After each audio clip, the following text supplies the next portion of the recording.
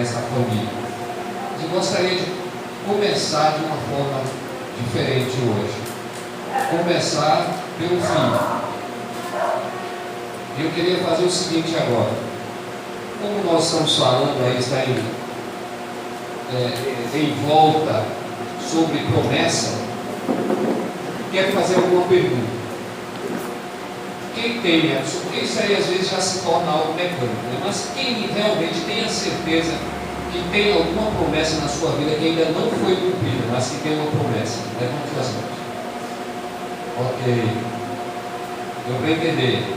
Pastor, eu tenho uma promessa, mas ela não foi cumprida ainda. Eu estou aguardando essa promessa, mas eu tenho certeza que foi Deus que me fez. É uma promessa.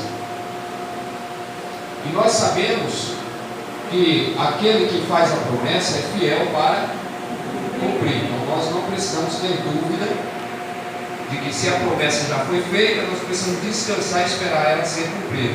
Porém, toda promessa de Deus, ela envolve uma atitude humana, um compromisso.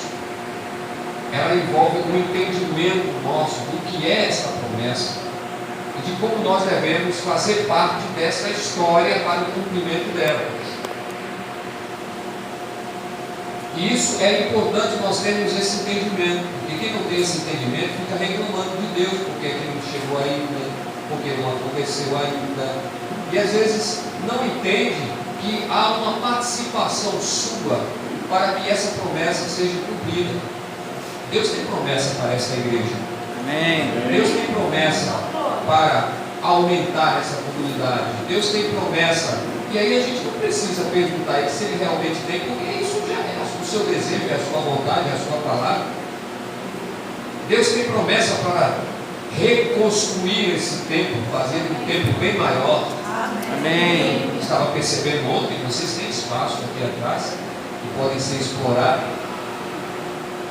Deus tem muitas promessas ainda que não foram cumpridas para a vida de vocês, mas que existe uma participação direta da vida de cada um de vocês. Então, essas pessoas que levantaram suas mãos e disseram que tem promessas de Deus para a sua vida, mas não foram cumpridas ainda, fiquem em pé. Fiquem de pé. Dos que ficaram sentados, aqueles que em algum momento têm orado, têm pedido, eu não diria assim, têm pedido promessa. Ninguém ora assim: Senhor, eu estou pedindo para que o Senhor me faça uma promessa. Eu nunca vi ninguém orando assim. Mas aqueles que têm um desejo muito forte no coração e que esse desejo está voltado à obra do Senhor, à casa do Senhor, ao Evangelho, tem orado ao Senhor para que haja esse despertamento ou algum tipo de capacitação na sua vida, fique em pé nesse instante. E tem orado, sim. Ok. Feche os seus olhos agora. Está diante de ti os teus filhos, Senhor. Tua palavra nos ensina de que o teu filho, qualquer um deles, pedindo, crendo, já podem comemorar que estarão recebendo. Aleluia. E a tua palavra também está escrito de que aquilo que o que for concordado na terra, será isso ligado no céu. Quem está concordando é a tua igreja, é o teu povo. O teu povo está concordando isso. E nós estamos ligando isso. E estamos pedindo nesta noite agora ao Senhor para que seja rompido no campo celestial todo entrave, toda barreira. Em nome de Jesus, Senhor. Seja rompido agora todo o campo da dúvida, da incerteza. Que aquilo que está preparado para cada um dos teus filhos, que já estava no teu coração, antes mesmo deles pedirem, porque é isso também que está escrito, antes que saia qualquer palavra da nossa boca, o Senhor já sabe tudo o que se passa. Eu peço agora em nome do Senhor Jesus. Que isso esteja sendo ligado no céu, assim como está sendo ligado aqui na terra. E que ainda esta semana haja testemunhos que teus filhos estarão contando, compartilhando para a glória do teu nome, de que o Senhor está respondendo às tuas promessas, que o Senhor está confirmando cada uma delas. Por isso eu rogo agora, em nome do Senhor Jesus. Amém. Amém. Amém. Glória a Deus. Se crê, digam glória a Deus. Glória a Amém. Você pode sentar nesse instante.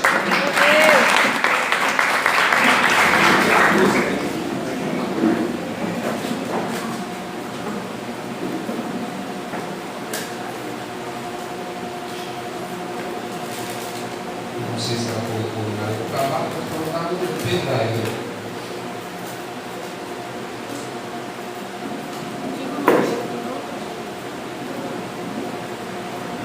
Manda. Tá no pendrive.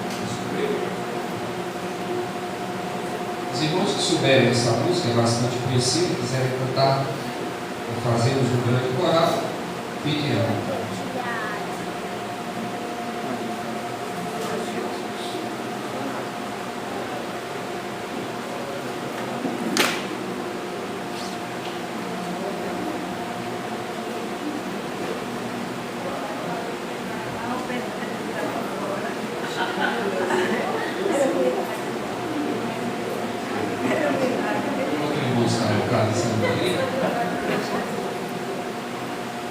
Ontem nós falamos aqui sobre Jeremias e ainda vamos falar alguma coisa sobre a vida dele, qual foi sua grande missão. Nós vamos cantar.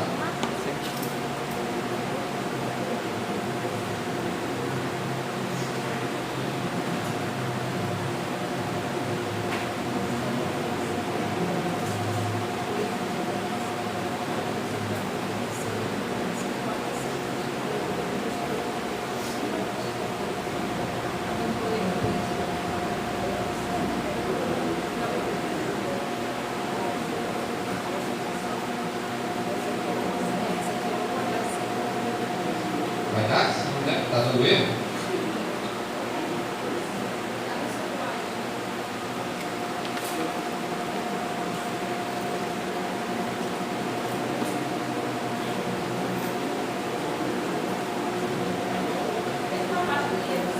Mas aí a gente deixa para depois, se conseguir depois, a gente deixa depois, ok?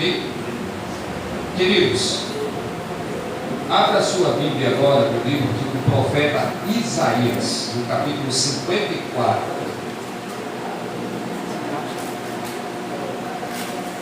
A partir do verso 1.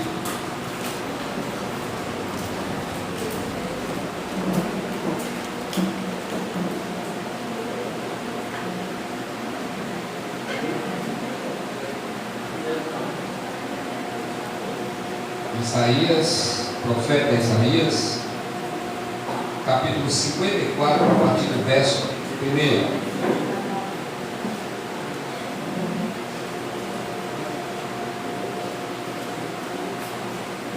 Todos acharam? Amém? Amém. Diz assim a palavra: canta alegremente, ó estéril, que não deste a luz. Exulta com alegre canto e exclama, tu que não tiveste dores de parto. Porque mais são os filhos da mulher solitária do que os filhos da casada, diz o Senhor. Alarga o espaço da tua tenda, estenda o todo da tua habitação, e não impeças. Alonga as tuas cordas e firma bem as tuas estacas, porque transbordarás, diga comigo, transbordar, transbordarás para a direita e para a esquerda, a tua posteridade possuirá as nações, e fará que se povoem as cidades assoladas. Não temas, porque não serás envergonhado. Não te envergonhes, porque não sofrerás humilhação. pois te esquecerás da vergonha da tua mocidade, e não mais te lembrarás do opó da tua viuvez. Versículo 5: porque teu Criador é o teu marido, Aleluia. o Senhor dos exércitos é o seu nome, o Santo de Israel é o teu Redentor. Ele é chamado o Deus de toda a terra. E o verso 6 diz assim: porque o Senhor te chamou como uma mulher desamparada e de espírito abatido, como a mulher da mocidade, que fora repudiada, diz o teu Deus. O texto que acabamos de ler, há uma advertência por parte do nosso Deus e ao mesmo tempo uma resposta a um momento de angústia e de tristeza da qual as pessoas que viviam na época estavam passando. O profeta, ele não tinha somente a intenção no seu coração de trazer notícias ruins, ele também era portador de boas notícias. Ontem aqui nós vimos que a profecia está diretamente associada à promessa.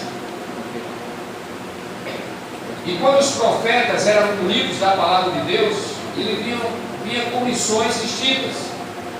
Às vezes eles traziam palavras de correção, eles traziam palavras de arrependimento, mas também vinham com palavras de boas notícias, de vitória, de conquistas.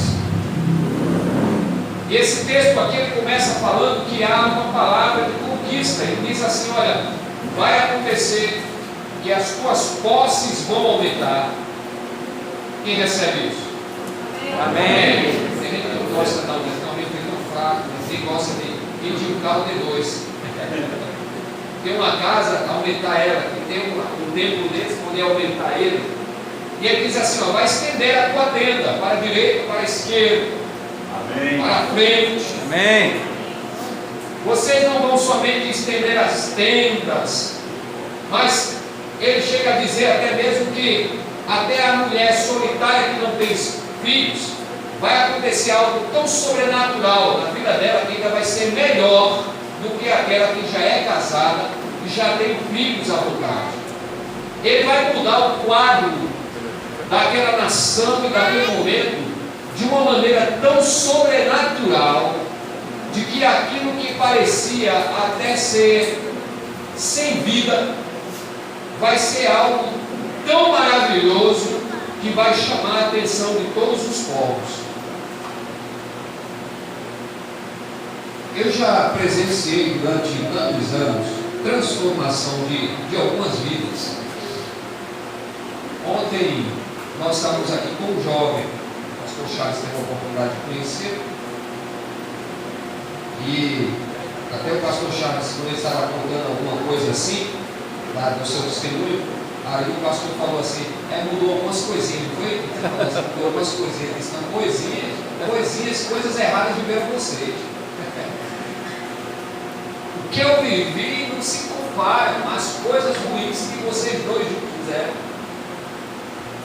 E nós acompanhamos a vida daquele jovem, a transformação de como Deus fez, e não somente dele, mas eu sei que tem histórias em todos os lugares, em todos os tempos, em todas as comunidades, de pessoas que foram transformadas de uma maneira tal que, se você a conhecesse antes, você até duvidaria da sua transformação.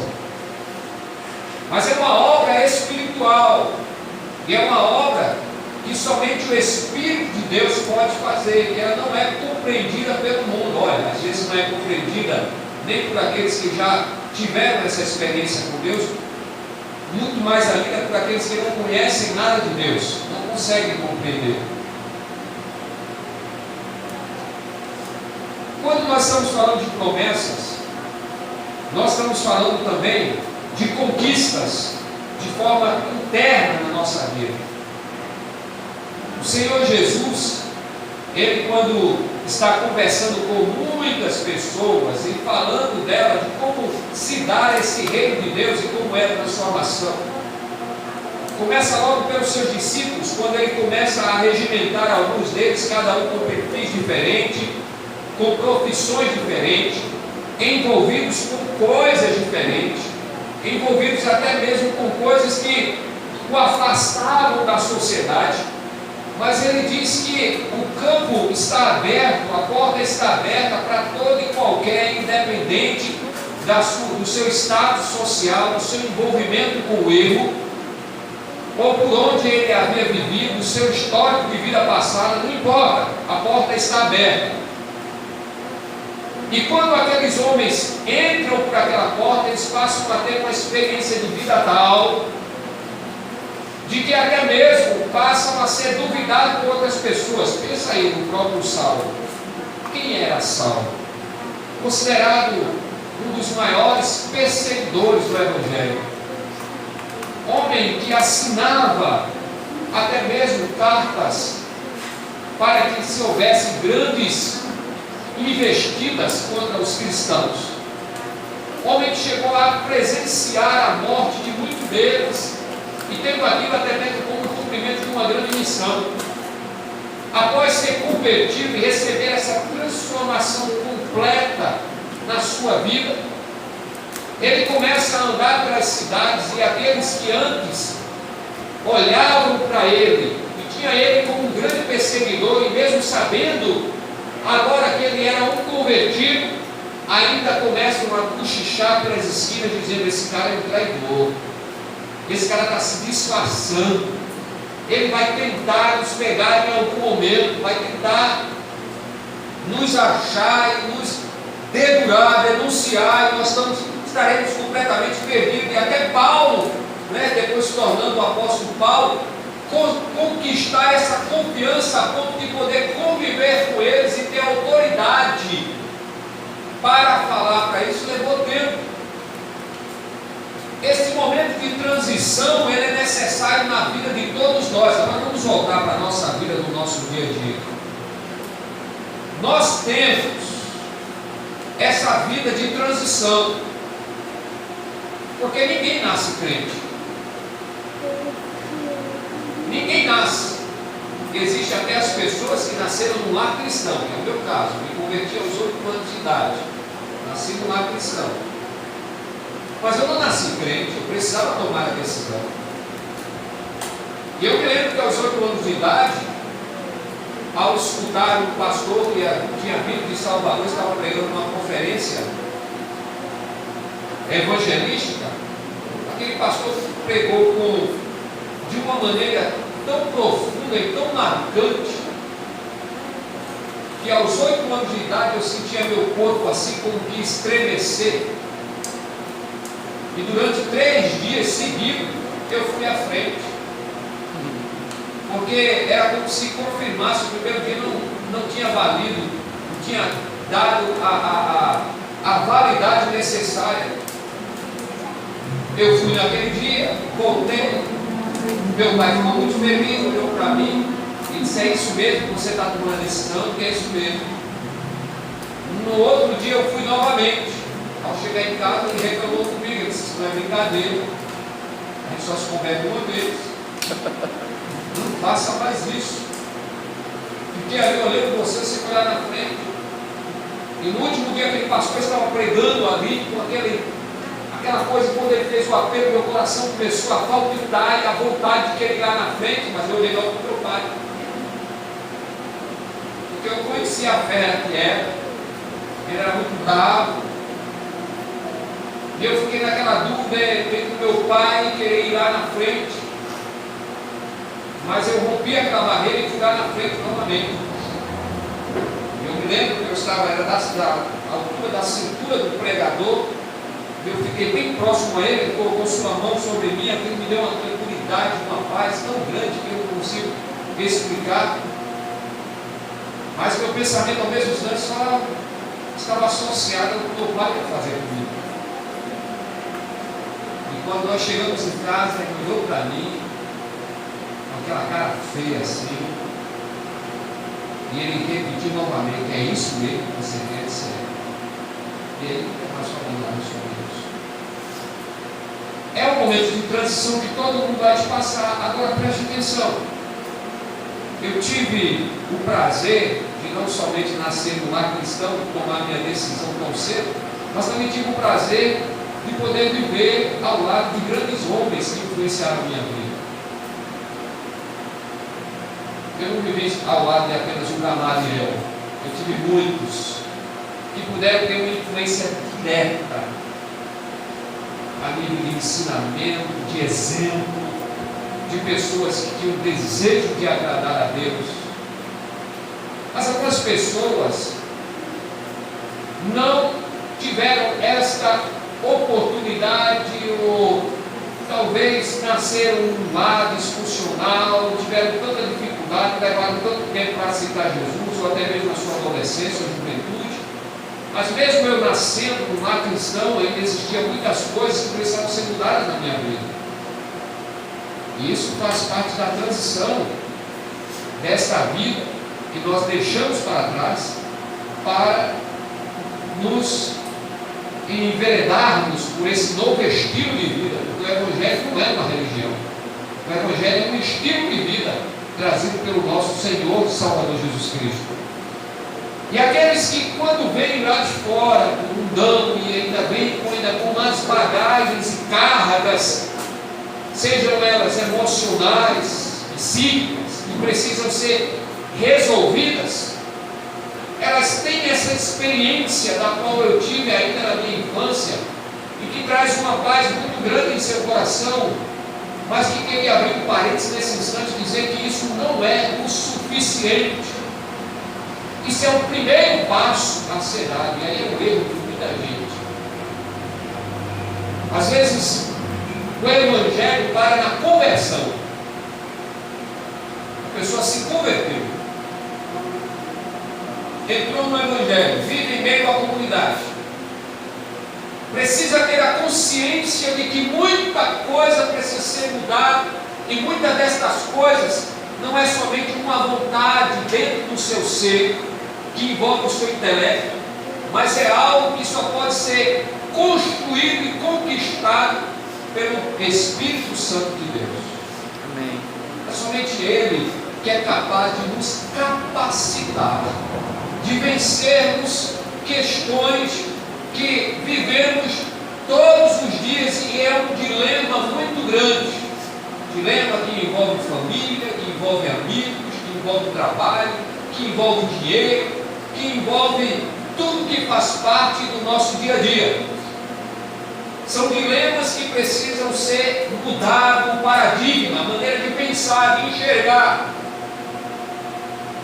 Mas como assim? Posso dar alguns exemplos aqui. Alguns paradigmas não precisam ser tão ensinados para a pessoa mudar, porque isso aí já veio de cara.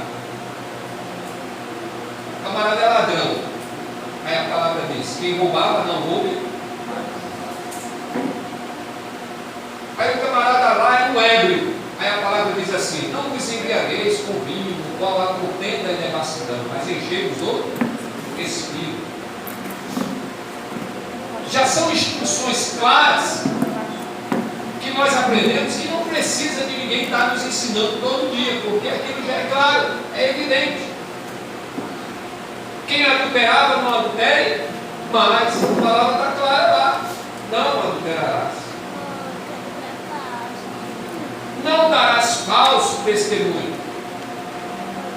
Mas existem outras coisas que nós aprendemos no nosso dia a dia, junto com a comunidade, com a sociedade, que elas estão implícitas, estão dentro da palavra de Deus, ela faz parte do dia a dia de quem é nascido de Deus, mas não estão de uma maneira tão clara para nós. Todo mundo aqui já ouviu falar do chamado jeitinho brasileiro. E ninguém tem um cara de crente com jeitinho brasileiro. É o jeitinho arrumadinho. Alguns dias atrás, algumas semanas atrás, estava falando, até mesmo pregando na igreja, e eu conheço assim, crentes, que procuram, que têm uma vontade muito grande de ter uma vida de santidade, de buscar, de estarem na igreja, de estarem envolvidos com com as atividades, com os compromissos, que oram, que buscam, sinistros, estão até passando algumas dificuldades financeiras, procuram, trabalham, tempo de um lado, tempo do outro. Mas quando a gente faz um levantamento, um histórico, né, do cenário atual da sua vida, a gente percebe que tem um Netflix na sua casa. Tem Netflix, né? Tem um Netflix. E aí, eu estava até conversando com um, dizendo assim, mas eu até cortei o meu plano lá em casa.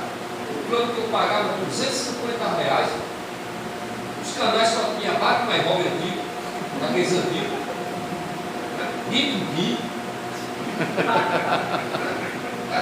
só tinha Daniel Bom. Meu pai. Os canais, eu digo, então quem está assistindo um filme por aí, desses atuais, está pagando R$1.000. E aí conversando, lá em casa tem tudo. Sabe dizer nome de filme? Como é que eu acho esse negócio? Aí está lá na rua, a gente paga R$50, o cara instala. Tem um gato neto lá, que é uma bênção. Está aberto todos os canais. Todos os canais estão abertos. E a internet também. Está tudo incluso no pacote. Com R$50. Irmão, esse negócio não é de Deus não, irmão. Não é de Deus não. E depois, conversando com outras pessoas, comecei a perceber que realmente não tem nada de Deus ali.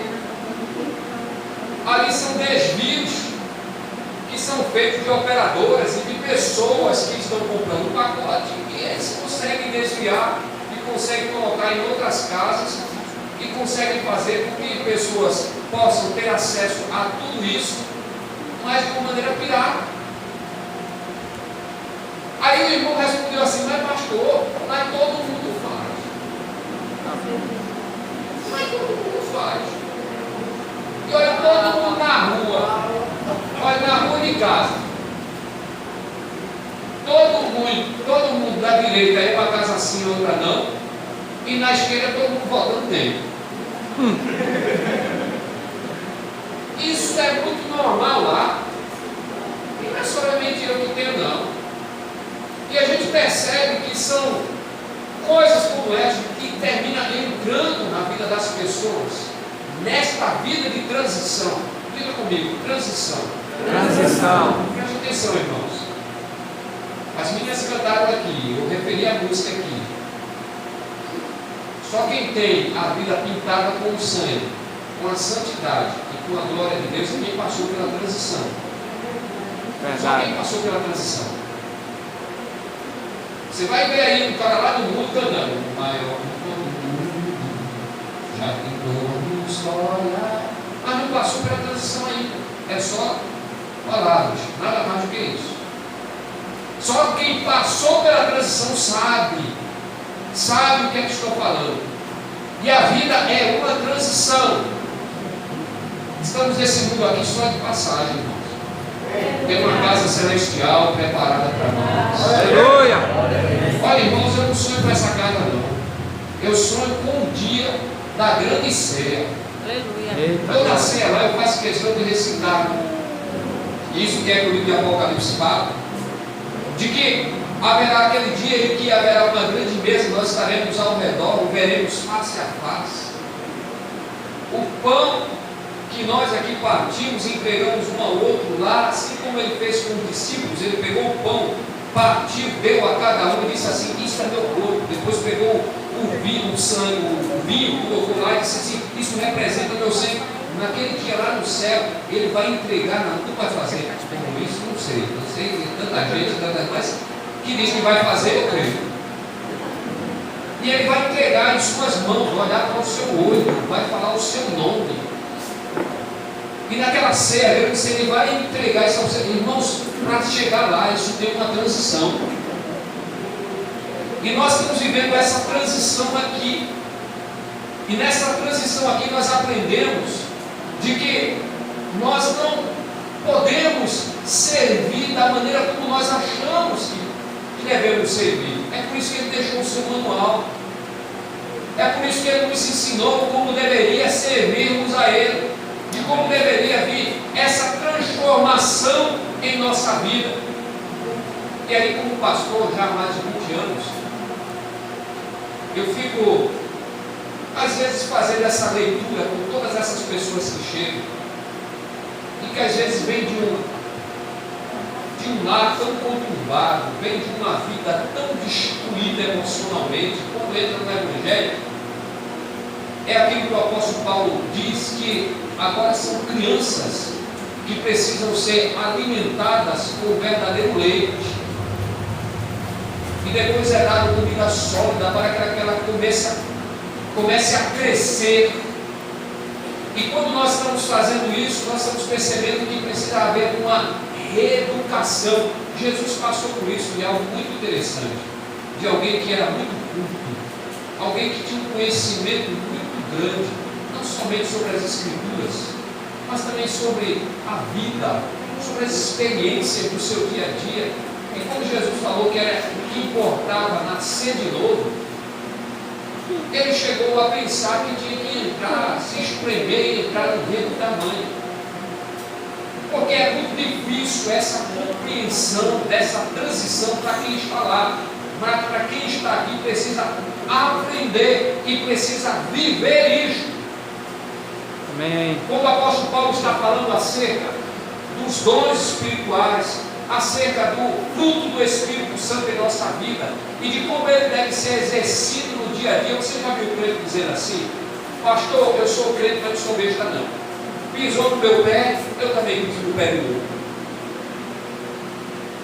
Geralmente, a maioria dessas pessoas que utilizam e lançam mão desse tipo de jargão, desse tipo de frases pré-formadas pelo mundo afora que a gente vê, são pessoas que não têm conhecimento da palavra de Deus e às vezes não têm interesse nenhum de ter. São pessoas que às vezes estão dentro da comunidade, estão escutando a mensagem, elas passam 45 minutos, uma hora e meia escutando a mensagem, estão participando de um congresso, estão participando de um retiro espiritual, mas quando ela chega em casa e você pergunta alguma coisa sobre o que aconteceu, ela só sabe dizer por uma vez. Elas conseguem resumir 3 dias de congresso, de encontro, de qualquer outra coisa em uma bênção. Uma bênção, estou me sentindo aqui, sabe? Uma maravilha. E quando a gente espera que a mudança aconteça, porque houve o ensinamento, houve a preparação para a mudança de vida, as coisas às vezes não acontecem. E aquela pessoa começa a repetir os padrões da vida que tinha lá atrás. A Bíblia fala isso de um velho homem, o antigo homem, que precisa ser morto todos os dias. Diga comigo, velho homem. Velho homem Precisa ser morto. precisa ser morto Todos os dias. todos os dias. É isso mesmo. Hoje você tem que ser melhor do que ontem. E amanhã você olha para trás e faz: ih, já passou esse aí, eu sou melhor. Tem que ser assim a nossa vida. De glória em glória. É a segunda casa se formando. E tem que ser melhor do que a primeira. A glória tem que ser muito maior. Na música aqui que eu estou, que a glória de Deus, quando entra, está no nosso interior. Se a glória de Deus está no nosso interior, ela se renova para coisa melhor, para coisa maior. Aleluia. O cristão tem que estar preocupado em ser cada vez melhor e não ficar numa vida de dilema, de reclamação, de lamúria, de lamento. Olha, o mundo é muito cíclico. Muito cíclico. Sabe o que é isso? Está mudando todos os dias. E os acontecimentos estão se repetindo. O que nós estamos vivendo aqui não tem nada de novo. E o próprio sábio diz que não há nada de novo debaixo do céu. Tudo que nós estamos vendo aqui já aconteceu no passado. E eu aprendi com um grande homem, já falecido, meu sogro, ele dizia assim: eu não preciso, meu filho, aprenda isso. E desde a minha infância ele dizia isso: aprenda isso. Você não precisa errar para aprender. Aprenda com os erros dos outros. Seja um espectador. Quem está errando ao seu redor. Errou você? Vou anotar aqui, esse caminho, por esse errou. Menos um. Errou ali também? menos 2. O filtro está diminuindo. Quanto mais diminuir o filtro, mais fácil vai ser para você acertar. Sim ou não? Sim. Você está numa encruzilhada, tem muitos caminhos para você seguir. Você trabalha com eliminação. Eu não vou por esse aqui porque é espinhoso. Menos 1. Eu não vou por esse aqui porque está cheio de chato de lama. Menos 2. E você vai diminuindo até você chegar no ideal ou no menos ruim. E uma coisa que eu tenho aprendido na vida, que quando você não tem a opção de escolher o que é melhor, você escolhe o que é menos ruim. É menos ruim. Então é menos ruim você obedecer quando você não quer obedecer. Sabia disso? E aí vai uma palavra muito aí para adolescentes e jovens. E nos nossos dias a gente ouve muito de que a maioria dessa turma aí fora aí anda por aqui, cuidado na dele, está na cabeça. Fica a cabeça de secar para dele, faz. Depois a gente sai consertando. Depois a gente conserta. Eu não vi ninguém consertar, eu vi tentar remendar. E tentar remendar não presta. É verdade. Porque Jesus falou que o novo não tem como remendar no que é velho. Não tem, porque vai se romper. Dá só aparência. Dá só uma conotação de que está novo. Eu me lembro que eu tive um Fusca, irmão. O Fusca de novo. Olha, esse Fusca eu sofri. Eu tive 8, na verdade. Possui 8 Fuscas. Saía do Fusca, pegava um Fusca mais novo. Depois o negócio ficava ruim, pegava um mais velho. E aí eu começava nesse negócio de trocando de Fusca. Tive 8. Mas eu peguei um que, se ele estivesse vivo hoje, era chamado de coxinha. Porque eu nunca vi um carro para ter tanta massa. O cara que me vendeu ele, me vendeu todo bonitinho, mas quando ele batia no buraco, a massa rachava. Quem já possuiu carro velho aqui com massa assim já sabe que é isso, né? A massa a massa serve justamente para tirar as imperfeições do carro. Só que as imperfeições eram tantas que a quantidade de massa fazia com que ele ficasse mais pesado. Como ele não tinha uma suspensão tão boa, porque eu comprava tudo de segunda mão, eu comprava recondicionado, então quando ele batia no buraco, com a massa trincava. Ele bateu no meu carro, mas era massa. Então eu fazia assim, saia virando os pedaços assim. Acontece isso na vida de muitas pessoas. Ao invés de dar roupagem nova nessa transição, eles ficam dando maquiagem, ficam colocando remendos, pintam um pouquinho daqui, mas não é com um verdadeiro pintor com a tinta dele. É com aquilo que a pessoa acha que deve fazer para mostrar-se, porque há um desejo muito grande de mostrar o que tem, o que pode, o que é, e que na verdade não é. E esta vida não pode estar associada à vida de quem é discípulo de Jesus. Quem é discípulo de Jesus aqui? Amém. Sua vida não pode ter esse tipo de roupagem. Quando você abrir as cartas aí do Novo Testamento, aí, as paulinas, as cartas de João, de Pedro, aí ele diz assim: vocês devem se despir. Ou seja, fique nu. Olhe para o seu irmão aí, diga, fique nu. Agora diga para ele, do velho homem. Do velho homem. Que isso fique claro, né? Essa velha mulher aí joga fora. Se despir, troque de roupa. Sabe por quê, irmão? Esse reino de Deus que Jesus diz que está em você, esta roupa que nós temos, não estou falando disso, mas essa roupagem que nós recebemos desse mundo não serve, ele não aproveita nada. Ele não aproveita nada. Tudo ele dá de novo para nós. E o bom do Evangelho é isso. O gostoso do Evangelho é isso. Deus muda até a aparência. Coisa incrível.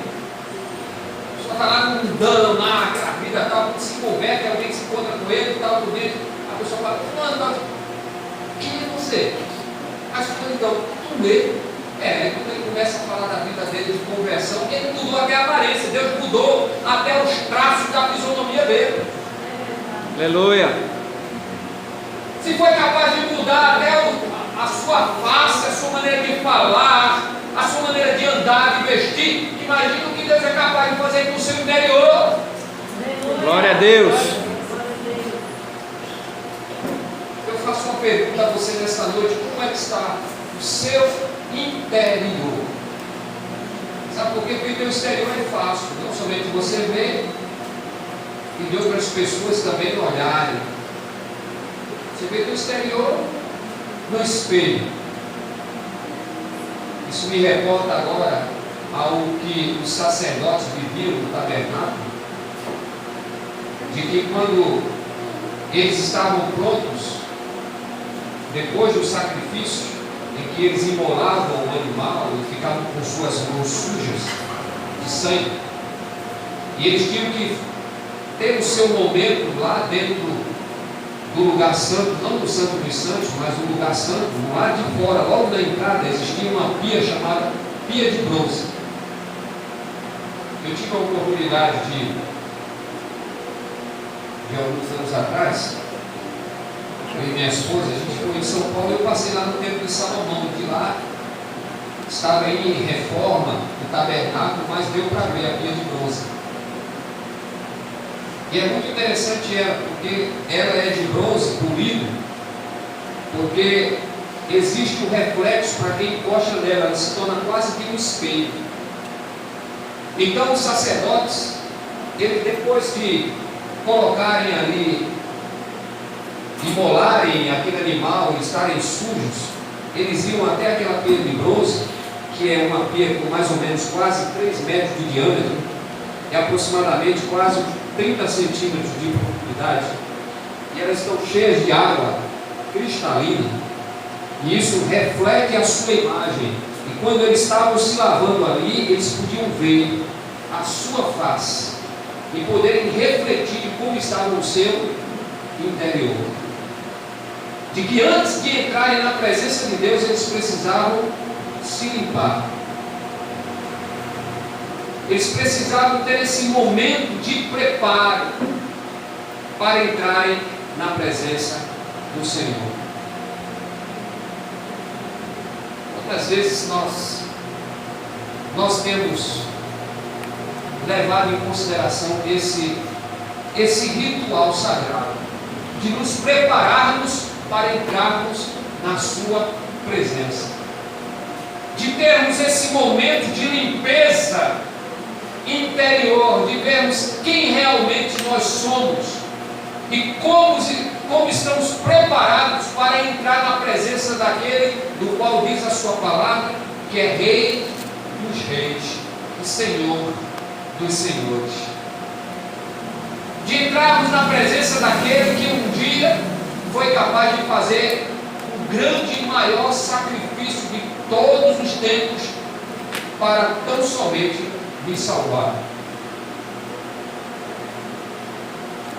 Quantas vezes nós ferimos esse princípio e entramos na sua presença de qualquer maneira, de qualquer forma, de qualquer jeito, porque desconsideramos tão somente aquilo que Ele nos deixou através da sua palavra como grande sabedoria. O profeta Isaías, falando para esse povo aqui, ele diz assim: canta alegremente, ó estéril. Sabe por que está falando estéril? Porque era o momento em que o povo não conseguia produzir absolutamente nada para Deus. Quem não produz nada para Deus é considerado um estéril, inútil. Esterilidade para um judeu é uma maldição. É uma maldição. A mulher não ter filhos, ela chega ao ponto, alguém vai dizer assim, mas a Agar Sara é muito besta, né, rapaz? Pegou a Agar e entregou para Abraão. Está aí para fazer um negócio desse? Você não entende o contexto histórico do que era não ter filhos e não poder agradar ao seu marido. Era como se fosse assim: eu estou traindo Deus. Deus me deu, Deus me colocou na vida desse homem para ele ser uma grande nação e eu não consigo fazer isso. Esterilidade era uma maldição. Agora preste atenção: um crente que não produz é um crente estéril. E um crente estéril é um crente que precisa tirar essa mazela, dessa maldição, para começar a produzir. O próprio Jesus disse que eu vos escolhi para que deis Frutos. Para que deis Frutos. Fruto. Diga comigo: dá fruto. Dá fruto. Quebra a maldição. Quebra a maldição. Sabia disso? Já identificou alguma maldição na sua vida? Dê fruto para o rei. Dê fruto para o rei. Eu vos escolhi para que deis frutos. E não é qualquer fruto. Preste atenção no que ele continua dizendo. E este fruto permanece. Não é qualquer fruto. Escute isso. Talvez você seja um líder envolvente. Alguém que está sempre pronto e disposto a fazer toda e qualquer atividade no contexto de liturgia. Você é aquele que corre para um lado, corre para o outro, ajuda outro. Mas de repente, mesmo fazendo todas essas coisas, você pode ser alguém ainda que ainda precisa ser cheio dessa presença de Deus, porque você apenas faz coisas para Deus, ou para homens, ou para religião, ou para denominação, ou coisa dessa natureza. Você apenas pode ser apenas um ativista, alguém que não para, não quer ficar quieto, mas talvez por ter tantas atividades, mas você não conhece nada da palavra, você não tem uma experiência profunda com Deus, você não é cheio do Espírito, você às vezes não tem uma vida de testemunho lá fora. Os irmãos estão me entendendo? Amém? Amém. Na igreja você pode ser aquele que está de um lado do outro correndo e a pessoa dizendo: você é uma bênção, você é uma bênção, você é uma bênção, eu sou ético, sem tempo, sem jeito, sem jeito. Mas para Deus você pode ser uma terra seca, pode ser Misericórdia. uma vida estéril. Essa transição da qual nós estamos falando, quando nós saímos do mundo e entramos dentro do reino de Deus, é algo que deve ter uma preocupação nossa todos os dias, constantemente. O que é que eu preciso melhorar? O que é que eu preciso mudar no meu interior para que eu possa agradar a Deus e servir ao povo? Ela não pode parar no tempo e no espaço, ela não pode ser negociada. Os seus valores que você aprendeu e que estão associados diretamente à palavra de Deus não podem ser negociados por nada nesse mundo. É o que você tem mais importante, é o seu tesouro, é aquilo que você vai apresentar com seus talentos naquele dia em que nós estaremos face a face com aquele que disse que não somente gosta e tem prazer na misericórdia, mas aquele também que é justo juiz. Esse que nós estamos escutando todos os dias nos cultos, nas rádios, na televisão, nos programas evangélicos, de que é misericordioso, que ama incondicionalmente, que deu a sua vida por nós, derramou seu sangue até a última gota, que fez todas as coisas bondosas, está sempre disposto para perdoar 70 vezes 7. Um dia ele vai se apresentar. Esse que a gente vê e ouve falar de todas estas coisas, a gente olha para ele e vê aquele cordeiro inocente. Mas haverá um dia que aquele cordeiro, o seu rosto vai se transformar de cordeiro para um leão. E aquele leão que assusta, que tem uma juba grande, que abre a boca assim, que seu rugido, como diz o livro de Joel, diz que o seu rugido é como de um leão que assusta as nações. Ele vai se apresentar como um juiz, e que quando ele olhar para nós, essa relação vai mudar. ah, meu filho, sente aqui no meu colo, eu te perdoo novamente.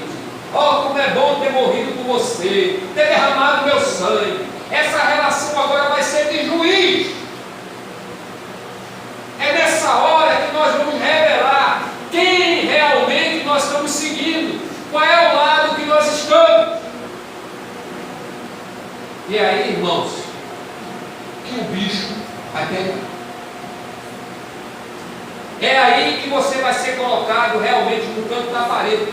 Quem está servindo ao Senhor, quem está buscando esta vida, quem está nesse momento de transição, de busca constante de melhoria, está tranquilo.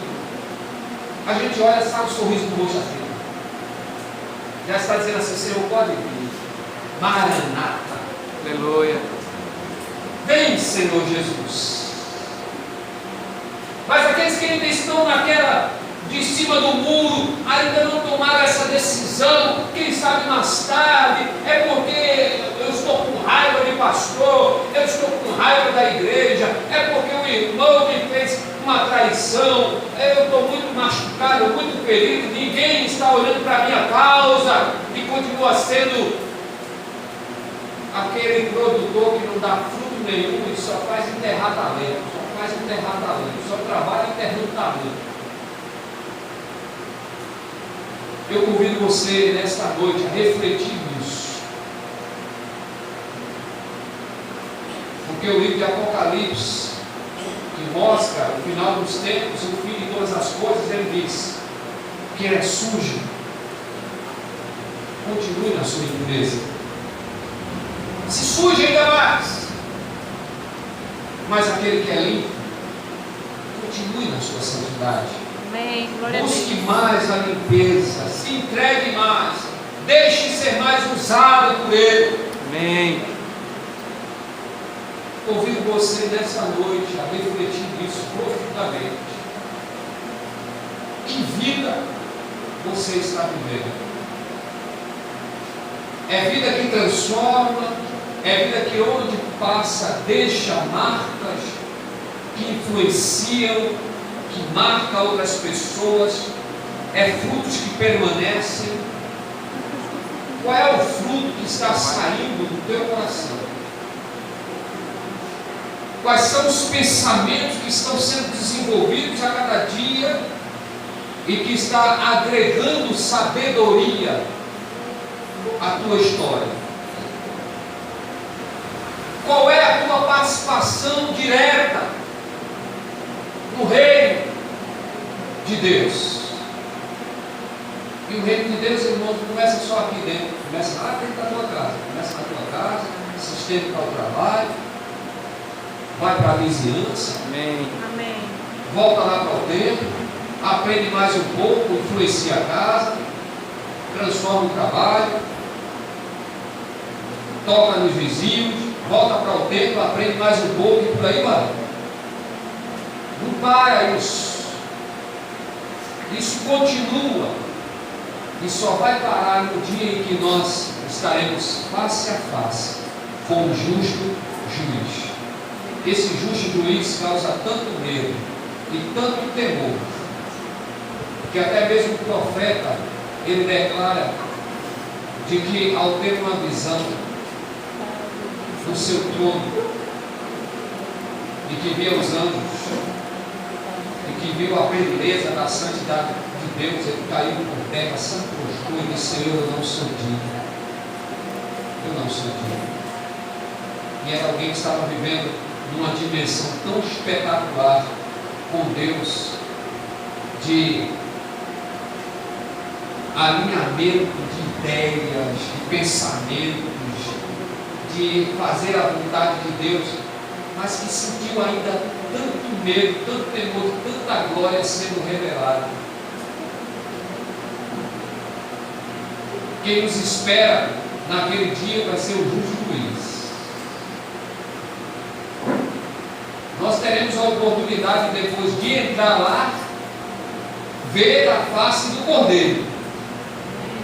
Mas quem vai estar esperando por nós, naquela grande entrada triunfal, será o justo juiz. Será o leão da tribo de Judá. Aleluia. Glória a Deus. Eu convido você a nunca mais querer viver mais uma vida de mesmice. Uma vida de eu sou aqui mais um no meio da multidão. Eu já vi tanta gente reclamando de sair da igreja, passou muito tempo, e por que você vê? Ninguém nunca mais foi me visitar, nunca me visitou. No meu coração eu fico pensando, será que ele era notado? Porque parece que a culpa é somente de quem o visitou. Mas às vezes o irmão nunca foi notado, nunca fez nada relevante, nunca teve influência, nunca teve uma participação, nunca mostrou quem realmente ele era. Era um crente banqueiro, você estava apenas nos bancos. Não tem isso. Aí ficou com raiva, saiu, foi lá para a casa dele, ficou com raiva de um de outro, continuou sendo improdutivo, uma terra estéril, enterrando dons e talentos. E aí, irmãos, nada acontece de novo na vida dele. Convido você a refletir nisso profundamente. E ao sair daqui nesta noite, você, no seu momento a sós com Deus, você falar assim: Senhor, ajuda-me a mudar o que precisa ser mudado. Abrir o seu coração e estar disposto completamente de mudar e transformar esta vida em algo bem melhor. Fique em pé nesse instante.